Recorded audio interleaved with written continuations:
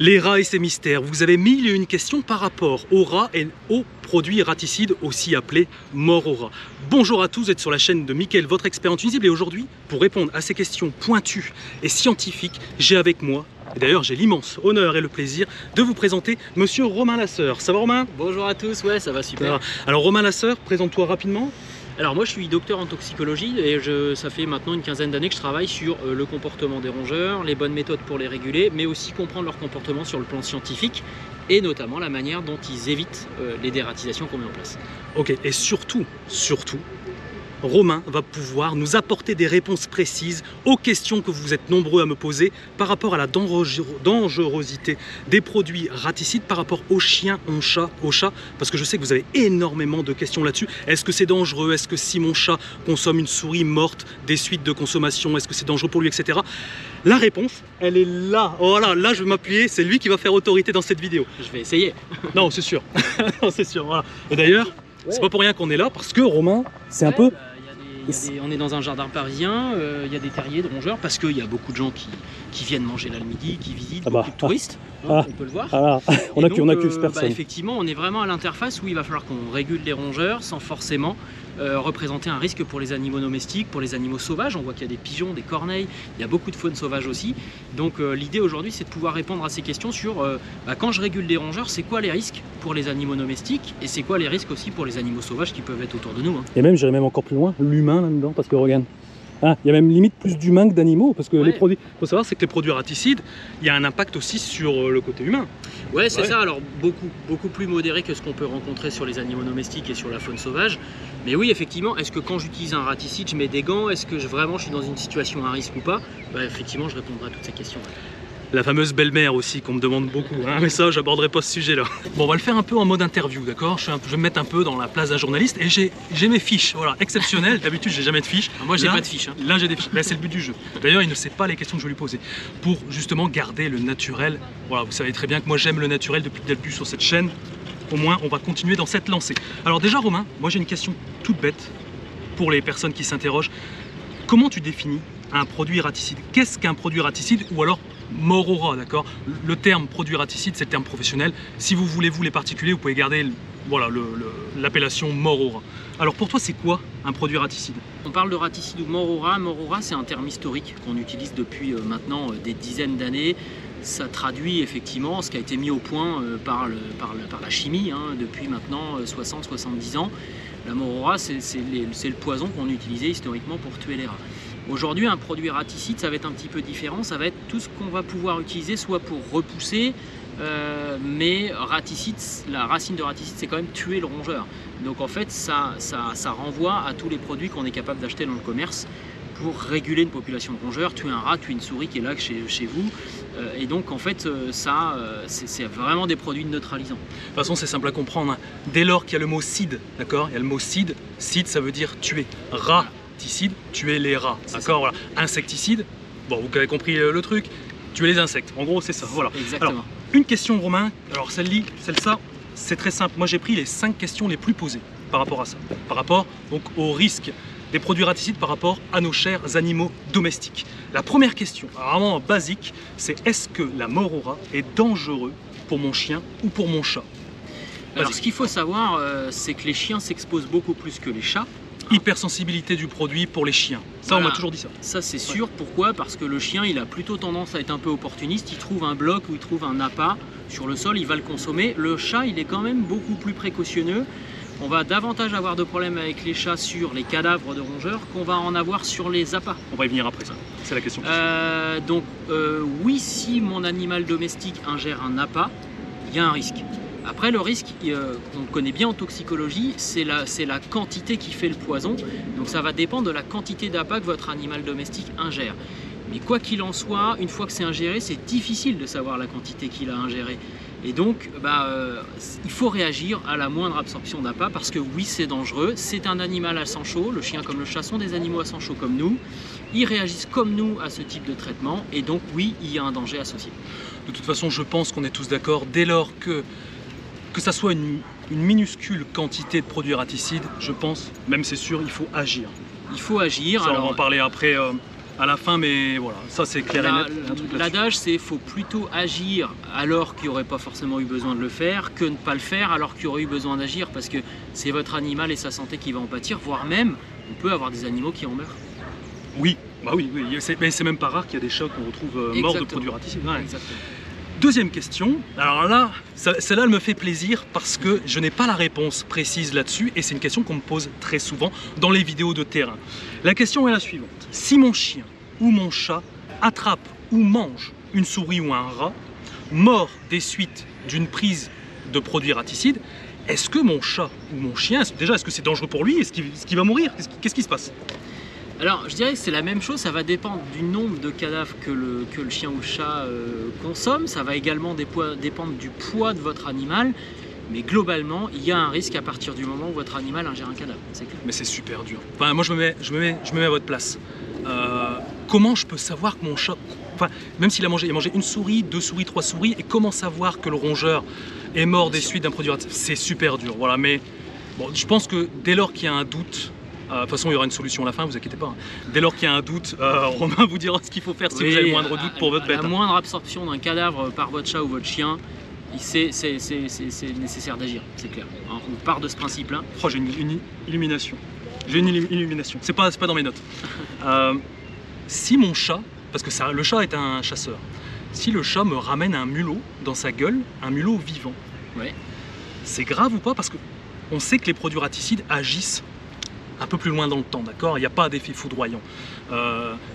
Tu penses qu'il peut y avoir un risque potentiel ou non? C'est quand même moindre. Non, là pour le coup, le risque il est essentiellement sanitaire, éventuellement ce rongeur qui porte des pathogènes. Mais par contre, le simple contact avec un mulot qui aurait éventuellement mangé des raticides ne suffit pas à générer une intoxication chez l'animal domestique. Donc s'il ne l'a fait que porter dans sa bouche, déposé au sol pour vous montrer qu'il avait bien chassé, il n'y a pas de risque. Ouais, là, je pense à ma maman qui a des chats et les chats ramènent souvent des petites bêtes vivantes. Donc voilà, maman, c'est pour toi, sois rassuré, c'est fait.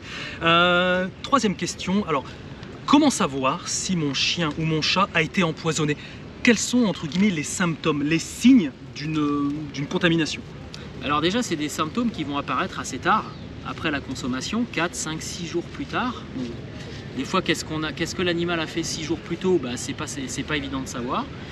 Et alors les premiers signes qui vont apparaître, on va avoir un des signes assez classiques, hein, un animal fatigué, un animal qui boit, mais on a des signes qui ne sont pas trompeurs, c'est la décoloration des muqueuses.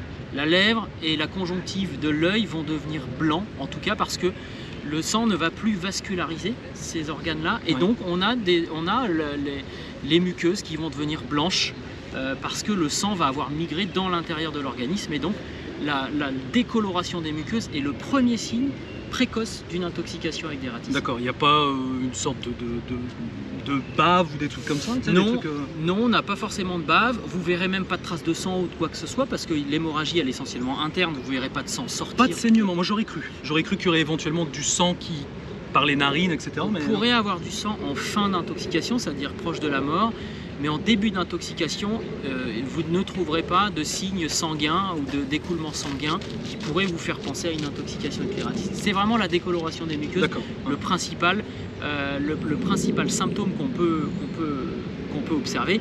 Et de toute façon, à la moindre hésitation, il faut absolument agir. Ok. Et ça vaut pour le chien comme pour le chat? Tout à fait. Parce que c'est les deux animaux qui sont exactement les mêmes symptômes chez le chien comme chez le chat. Plus assujettis à ça. Maintenant, ceux qui regardent ma vidéo, vous dites mince, soit mon animal a consommé un produit raticide, c'est avéré, j'en suis certain, grâce aux symptômes décrits, etc., donc les muqueuses blanches. Maintenant que vous savez ça, ou du moins que vous avez un doute, qu'est-ce que je dois faire? Quel est le message que tu peux dire aux personnes qui rencontrent ce problème-là? Comment sauver son animal de compagnie à la suite de consommation de produits raticides? Le premier truc à faire, c'est quoi? Alors déjà, pas de remède de grand-mère, hein. Il y a peu de choses qui fonctionnent. Ah, voilà, vous l'avez dit. Hein. Même si nos grand-mères, on les a tous aimés, pas de remède de grand-mère, il y en a qui ne fonctionnent pas. En tout cas, sur l'intoxication par les raticides, pas de choses que vous essayez vous-même. La seule solution, c'est qu'en cas de doute, vous allez chez le vétérinaire. Qui mettra un traitement en place, un traitement qu'on appelle un traitement symptomatique. Hein. Donc lui, il va mettre un antidote en place qui, là pour le coup, pour les raticides, s'appelle la vitamine K1. Et c'est vraiment un traitement médical, donc faut pas lésiner avec ça. Au moindre doute, à l'apparition du moindre symptôme, ne vous posez pas de questions, allez chez le vétérinaire, lui saura mettre la conduite de sauvetage de votre animal en place, avec des perfusions si besoin, en fonction du délai d'apparition des symptômes. Vraiment, les vétérinaires sont formés pour ça. Une question toute bête, mais moi j'imagine au plus vite on agit, au plus vite les chances de guérison sont élevées. Exactement, Moi, j'ai tout exactement. Et l'autre chose également à laquelle je pense pour les symptômes, c'est si votre animal vomit, bien regardez, alors je sais que c'est pas très agréable, mais regardez dans ce qu'il a vomi s'il y a des traces de raticides, parce que les raticides sont colorés, en vert, en bleu, en rouge. Et donc si vous avez ces traces colorées dans le régurgitat de votre animal, bah, ça vaut le coup également d'aller chez le vétérinaire, parce que vous ne savez pas s'il a tout revomi ou pas. Ouais, parce que les produits raticides, à l'intérieur des produits raticides, il y a un colorant alimentaire, rouge, vert, bleu. Voilà. Peut-être on peut avoir un indice si votre chien vomit du bleu, ou du vert, ou du rouge. C'est ça. Bon, on va dire. Exactement, ça n'a rien de très naturel. Ouais, ça c'est clair. Alors maintenant, la dernière question, c'est question de prévention. Tout simple, hein, mais comment éviter que ça arrive? Alors surtout, il y a deux choses. Si vous achetez des produits, attention quand vous les stockez. Si vous avez un animal domestique, stockez-les en haut des étagères pour pas que ce soit accessible pour votre animal domestique. On parle bien du stockage. Vous n'avez pas encore utilisé les produits. Maintenant, quand vous les utilisez dans des pièces où l'animal domestique n'a pas accès. Et s'il a accès, vous voyez, il y a des systèmes de boîtes noires dans lesquelles on peut mettre les appâts pour permettre aux rongeurs de rentrer dedans, mais ne pas permettre à votre animal domestique d'accéder à l'appât. Et puis, dernière chose, si vous trouvez des cadavres, eh bien absolument ramassez ces cadavres, ne laissez pas vos animaux domestiques jouer avec, vous ne savez pas, et potentiellement ça peut être la source d'intoxication. C'est pourquoi je rigole, parce que je sais qu'il y a des gens, peut-être pas vous, mais parmi vous, je sais qu'il y a des gens qui se sont rebutés à l'idée de ramasser un rongeur. Mais quand il faut, ok les gars, vous mettez des gants. Pour cette occasion, vous y allez. Ouais, faites-le. Ou alors prenez une pelle. Là, tu prends une pelle et puis voilà, faites-le pour votre animal, il vous remerciera. Ouais. Ouais, c'est clair. Donc il a expliqué donc les boîtes noires, c'est les boîtes sécurisées pour les rats contenant des appâts. C'est ça. Néanmoins, petit retour d'expérience. Mon expérience personnelle, c'est pas moi, je le dis tout de suite, c'est pas moi, c'est un copain. C'est un copain qui a fait une bêtise. Il est intervenu chez une dame, donc une particulière, qui a un chien, mais un chien assez imposant. Je connais plus le modèle du chien, la race du chien, mais assez imposant. Il a mis des produits raticides à l'intérieur des postes d'appâtage sécurisés, terme professionnel, ok, les boîtes sécurisées si vous préférez, parce que c'était une obligation, d'accord? C'est comme ça. Interdiction, je le répète encore une fois parce que je vais m'énerver, interdiction de balancer des sachets comme ça dans la nature, hein. C'est strictement interdit, ne faites pas ça, d'accord? Malgré le fait qu'il a mis les produits raticides dans les boîtes noires, le chien a croqué la boîte. Il a croqué la boîte, le produit raticide s'est retrouvé en extérieur, il l'a gobé. Alors je vous raconte pas le scandale que ça a eu, néanmoins le chien a été sauvé parce que la dame l'a vu consommer. Elle a eu le réflexe, quoi. Bon, elle a pété une gueulante dans l'entreprise, mais c'est pas moi, je vous jure, c'est pas moi, c'est un collègue. Bon, bref, bon, ça s'est bien terminé. Elle a été au vétérinaire. Le vétérinaire lui a prescrit une cure de vitamine K1, donc comme par les Romains, fameuse antidote, hein, voilà. Et le chien a pu se remettre, voilà, et c'est la facture a été transmise au technicien dont ça a été la faute, voilà. Donc bon, malgré tout, faites comme attention, soyez logique avec ce que vous faites, d'accord? Si vous avez un énorme berger allemand, vous mettez des boîtes en plastique, c'est un peu compliqué. Ouais, ne les laissez pas dans la pièce jouer avec, le laissez pas jouer dans les pièces dans lesquelles il y a les boîtes. C'est pas garanti, rien n'est garanti, voilà, mais au moins ça permet de faire diminuer les risques, c'est ce qu'on fait depuis le début, voilà. Bah écoute, moi j'avais rien d'autre à ajouter, les réponses ont été très claires, je pense que vous avez tous très bien compris, et maintenant vous savez quoi faire, d'accord? Parce que moi, avant de faire cette vidéo là, j'ai fait mes recherches sur internet, je n'arrive pas à trouver des réponses précises, donc je me suis dit c'était l'occasion de voir avec directement Romain Lasseur qui est très qualifié là-dessus sur la toxicologie et notamment sur les animaux en règle générale. Donc voilà, au moins là vous avez les réponses précises. Néanmoins, si vous avez d'autres questions, n'hésitez pas à me les mettre en commentaire.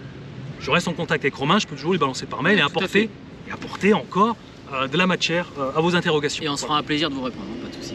Bien évidemment, c'est le but, voilà. Allez, sur ce, je vous laisse. Bon, en tout cas, j'espère pour vous que votre animal de compagnie n'a pas consommé, ou du moins que vous n'avez pas de doute et que tout va bien. Voilà, faites attention aux symptômes, c'est vraiment ça qu'il faudra retenir, les symptômes, et dès lors qu'il y a un doute ou que c'est avéré, vétérinaire, directement, on ne cherche pas à comprendre, ok?